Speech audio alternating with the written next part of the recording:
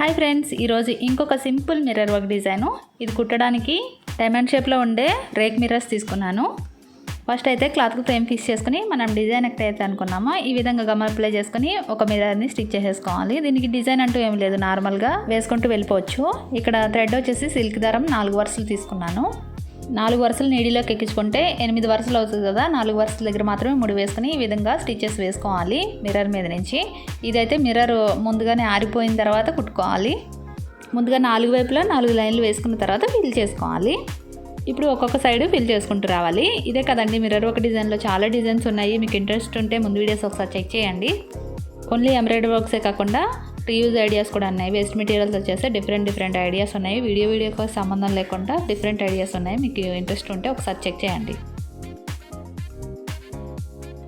ఇదిగోండి, ఈ విధంగా ఫిల్ చేయడం అయితే అయిపోయింది. దీనికి ఆనుకొని డిజైన్ డ్రా చేసుకోవాలి. వైట్ పెన్సిల్ యూస్ చేసి ఈ విధంగా లైన్స్లా వేసుకోవడమే. దీనికంటూ డిజైన్ అంటే ఏం లేదండి, ఎవరైనా వేసేయగలుగుతారు. మన ఇష్టం వచ్చినట్టు వేసుకోవచ్చు. అన్నీ ఈక్వల్గా రావాలంటే మాత్రం ఈ లైన్స్ అన్నీ ఈక్వల్గా వేసుకుంటే సరిపోద్దండి. మిర్రర్ ఎలాగో మిర్రర్ ఎంత సైజు ఉందో అంత సైజు వస్తుంది కాబట్టి దాని గురించి ఏం ప్రాబ్లం లేదు. ఈ లైన్స్ మాత్రం కరెక్ట్గా వేసుకుంటే అన్నీ ఈక్వల్గా వస్తాయి. డిజైను కంటిన్యూగా నెక్ అంతా వేసుకోవచ్చు. బుటా వర్క్లో కూడా చేసుకోవచ్చు. లెహంగా మీద వేస్తే చాలా బాగుంటుందండి ఈ వర్క్. ఇది వచ్చేసి కాశ్మీరీ స్టిచ్ వేసానండి.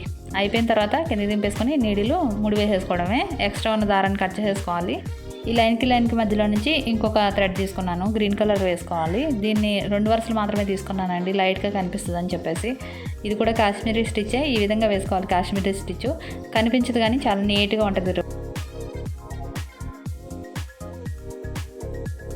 ఇది కంప్లీట్ అయిపోయింది. నీడిల్ కింద వేసుకుని వెనక వైపు 3 వేసేసుకోవాలి. ఇంకొకటి బీడ్స్ కుట్టుకోవాలి. ఇక్కడ నుంచి వీడియోలో చూపించినట్టు కుట్టేసుకోండి. గోల్డెన్ బీడ్స్ ఒక్కొక్కటి కుట్టుకుంటే సరిపోద్ది.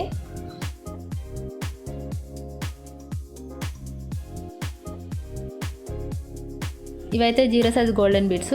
చుట్టూ రౌండ్గా వచ్చే విధంగా కుట్టుకుని పైన వైపు ఒక సింగిల్ బీడ్ వేసుకుంటే సరిపోద్ది. ఇలా కంప్లీట్ చేసుకున్న సింగిల్ బుట్టీతో బ్లౌజ్ ఎలా ఉందో ఇప్పుడు చూడండి.